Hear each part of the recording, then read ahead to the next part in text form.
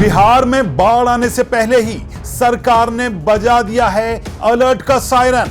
इंजीनियरों की छुट्टी रद्द, अफसरों को चेतावनी, उनके मोबाइल की ट्रैकिंग, नेपाल से आने वाली नदियों पर 24 घंटे नजर और दावा बाढ़ आने से 72 घंटे पहले मिल जाएगी चेतावनी।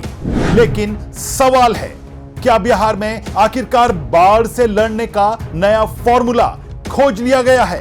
क्या हर साल हजारों करोड़ रुपए का नुकसान पहुंचाने वाली बाढ़ को इस बार कंट्रोल किया जा सकेगा? क्या कोसी, गंडक, बागमती और कमला बलान के किनारे रहने वाले लोगों को पहली बार बाढ़ से पहले तैयारी का मौका मिलेगा?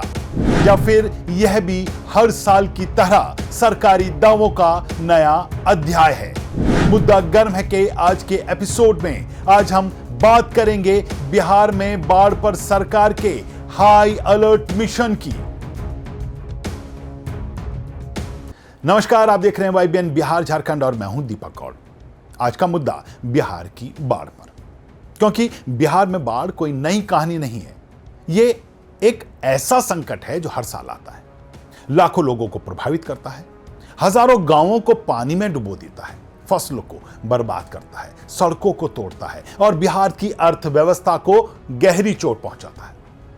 लेकिन इस बार तस्वीर थोड़ी अलग दिखाई दे रही है, क्योंकि सरकार कह रही है कि वह बाढ़ आने का इंतजार नहीं करेगी, बल्कि बाढ़ आने से पहले उसकी आहट पहचानने की तैयारी कर चुकी है। यही वजह है कि इंजीनियरों की छुट्टी रद्द कर दी गई है, अधिकारियों को फील्ड में रहने का आदेश दिया गया है और नेपाल से आने वाले पानी पर नई तकनीक के जरिए निगरानी शुरू की जा रही है। तो आज के इस वीडियो में समझेंगे क्या वाकई बिहार में बाढ़ प्रबंधन का नया मॉडल तैयार हो रहा है या फिर यह सिर्फ कागजी तैयारी है। तो आज के इस मुद्दे को समझने के लिए आपको सिर्फ 5 बड़े पॉइंटर समझने होंगे और आज की इस रिपोर्ट में हम आपको बताएंगे कि सरकार ने बाढ़ सुरक्षा कार्य में लगे इंजीनियरों और अधिकारियों की छुट्टी क्यों 31 अक्टूबर तक रद्द कर दी है। हम आज बात करेंगे कि लापरवाही करने वाले अधिकारियों पर कठोर विभागीय और कानूनी कार्रवाई की चेतावनी क्यों दी गई है। आखिर क्यों इंजीनियरों की मोबाइल ट्रैकिंग होगी, इसके पीछे क्या है वजह।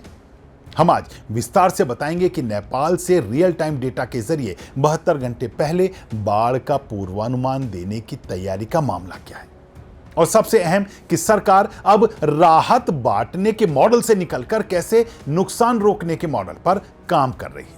तो हमारी इस रिपोर्ट को आज आप अंत तक जरूर देखिएगा, क्योंकि बिहार में बाढ़ जो दर्द लाती है उसे लेकर एक एक पहलू का और सरकार के नए मॉडल का विश्लेषण आज हम करने जा रहे हैं। हम अपनी इस रिपोर्ट में आगे बढ़ें इससे पहले अगर आपने अभी तक हमारे चैनल को सब्सक्राइब नहीं किया तो अभी कर लें और बेल आइकन का बटन दबाना ना भूलें। तो चलिए लौटते हैं अपने मुद्दे की ओर। तो आज सबसे पहले बात करते हैं कि आखिर इंजीनियरों की छुट्टी अगले अक्टूबर तक के लिए रद्द क्यों हुई। तो सरकार का यह फैसला सामान्य प्रशासनिक आदेश नहीं है, यह एक संदेश है और वह संदेश है कि अब बाढ़ प्रबंधन मिशन मोड में होगा। सोचिए, अगर तटबंध कमजोर पड़ जाए, अगर कहीं कटाव शुरू हो जाए, अगर नदी का जलस्तर अचानक बढ़ जाए, तो सबसे पहले मौके पर किसकी जरूरत होती है? इंजीनियरों की। यही वजह है कि सरकार चाहती है कि बाढ़ सीजन के दौरान कोई भी जिम्मेदार अधिकारी अपनी छुट्टी छोड़कर न जाए। लेकिन यहां सवाल यह भी है कि क्या सिर्फ छुट्टियां रद्द कर देने से बाढ़ का खतरा कम हो जाएगा या फिर असली जरूरत जमीन पर काम की है? कमेंट में जरूर बताइए। लेकिन यहां एक और सवाल खड़ा होता है कि आखिर सरकार ने इतनी सख्त चेतावनी क्यों दी। तो आपको बता दें कि बाढ़ के दौरान एक छोटी सी लापरवाही कई बार हजारों लोगों की जिंदगी पर भारी पड़ जाती है। एक तटबंध टूटता है और देखते ही देखते पूरा इलाका पानी में डूब जाता है। इसलिए इस बार मुख्य सचिव ने साफ शब्दों में कह दिया है कि अगर लापरवाही हुई तो कार्रवाई भी होगी, यानी अब जवाबदेही तय होगी। लेकिन सवाल है, क्या सरकारी सिस्टम में जवाबदेही वास्तव में तय होती है? क्या बड़े अधिकारियों पर भी कार्रवाई होती है या फिर कार्रवाई सिर्फ निचले स्तर तक सीमित रह जाती है? हालांकि सवाल यह भी उठ रहे हैं कि इस सब के बीच मोबाइल ट्रैकिंग, क्या यह जरूरी है? तो आपको बता दें कि बाढ़ की स्थिति से निपटने के लिए काम पर लगाए गए इंजीनियरों के मोबाइल ट्रैक किए जाएंगे। कुछ लोग इसे सख्ती कहेंगे, कुछ लोग इसे निगरानी कहेंगे, लेकिन सरकार इसे जवाबदेही का माध्यम बता रही है। कारण भी साफ है। कई बार रिपोर्ट आती है कि अधिकारी फील्ड में होने का दावा करते हैं, लेकिन वास्तव में मौके पर मौजूद नहीं होते। अब तकनीक के जरिए यह पता लगाया जाएगा अधिकारी वास्तव में तटबंध पर है या नहीं। लेकिन यहां एक बड़ा सवाल, क्या मोबाइल ट्रैकिंग से काम बेहतर होगा या फिर सिस्टम में भरोसे की कमी का संकेत है? आपकी राय क्या है? कमेंट बॉक्स में लिखकर जरूर बताएं। अब एक नई बात तो सामने आई है कि अब 72 घंटे पहले बाढ़ की चेतावनी लोगों को दिए जाने की व्यवस्था हो रही है। तो यह कितना बड़ा बदलाव माना जाए? तो यहीं से पूरी कहानी भी बदलती है, क्योंकि बिहार की सबसे बड़ी समस्या हमेशा से रही है कि बारिश नेपाल में होती है और बाढ़ बिहार में आती है। जब तक सूचना आती है तब तक कई बार पानी गांवों तक पहुंच चुका होता है। लेकिन अब सरकार दावा कर रही है कि नेपाल से रियल टाइम डेटा मिलेगा, हर घंटे अपडेट मिलेगा और 72 घंटे पहले तक बाढ़ का पूर्वानुमान संभव होगा, यानी पूरे 3 दिन। अब सोचिए, 3 दिन पहले जानकारी मिल जाए तो क्या क्या बदल सकता है।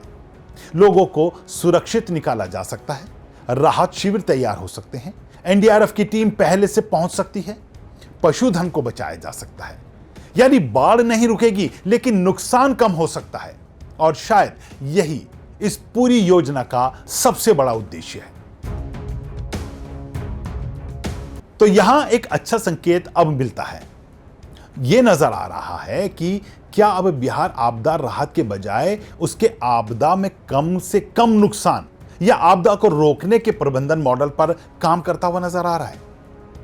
मुझे लगता है कि इस पूरी कहानी का सबसे बड़ा पहलू यही है। अब तक क्या होता था? बाढ़ आती थी, फिर राहत पहुंचती थी, फिर मुआवजा घोषित होता था और फिर अगले साल वही कहानी दोहराई जाती थी। लेकिन अब सरकार की कोशिश है बाढ़ आने से पहले तैयारी कर ली जाए, यानी प्रतिक्रिया नहीं, पूर्व तैयारी, यानी राहत नहीं, रोकथाम, यानी संकट आने के बाद नहीं, संकट आने से पहले एक्शन। अगर यह मॉडल सफल होता है तो यह बिहार के लिए बड़ा बदलाव साबित हो सकता है। लेकिन यहां एक सच्चाई और भी है। बिहार की बाढ़ सिर्फ सूचना की समस्या नहीं है, यह तटबंधों की मजबूती का सवाल भी है, यह नदी प्रबंधन का सवाल भी है, यह अतिक्रमण का सवाल भी है, यह जल निकासी व्यवस्था का सवाल भी है। इसलिए सिर्फ तकनीकी से पूरी समस्या खत्म नहीं होगी, लेकिन समय पर सूचना देकर, बेहतर समन्वय बनाकर और जवाबदेह प्रशासन, ये सब अगर एक साथ काम करेंगे तो नुकसान जरूर कम कर सकते हैं। तो कुल मिलाकर सरकार ने अपने इरादे साफ कर दिए हैं। इंजीनियरों को मैदान में उतार दिया गया है, अफसरों को चेतावनी दे दी गई है, मोबाइल ट्रैकिंग शुरू होने वाली है, नेपाल से डेटा शेयरिंग का सिस्टम मजबूत किया जा रहा है और 72 घंटे पहले बाढ़ की चेतावनी देने की तैयारी भी हो चुकी है। अब असली परीक्षा मानसून लेगा। यही मानसून बताएगा कि यह सिर्फ सरकारी दावा था या फिर बिहार में बाढ़ प्रबंधन का एक नया अध्याय शुरू हो चुका है। आप क्या सोचते हैं?